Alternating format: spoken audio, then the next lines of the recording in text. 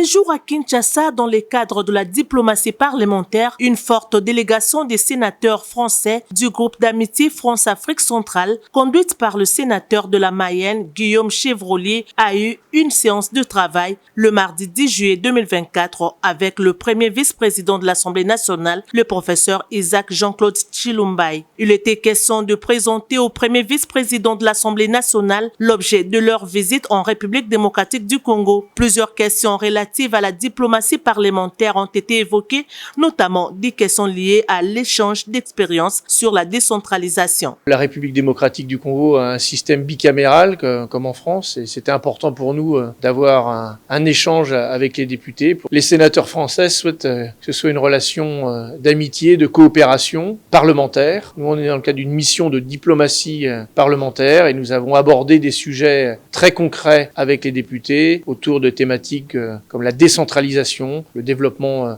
d'infrastructures, l'articulation entre le pouvoir local des provinces et un État central. Donc ce sont des sujets très concrets qui ont été abordés avec les parlementaires congolais. Après ces échanges, la rapporteure adjointe de l'Assemblée nationale, l'honorable Dominique Mounongo Inamizi, en compagnie du président du réseau des parlementaires d'accompagnement de la décentralisation et de déconcentration, REPA dans sigle, l'honorable Joseph Bangakia, ont eu des discussions avec cette délégation des sénateurs français. Ensemble, ils ont émis les vœux de renforcer la coopération diplomatique entre le parlementaire congolais et français. Les plans d'action stratégique du REPAD a été au rendez-vous au cours de ces discussions. Les parlementaires français envisagent un programme de formation et de séminaires destinés aux élus congolais dans les collectivités territoriales françaises, ainsi que la mise en œuvre d'un centre de monitoring sur lequel la France va appuyer le REPAD. Notons que la décentralisation est un processus qui consiste à transférer au profit des collectivités territoriales certaines compétences et ressources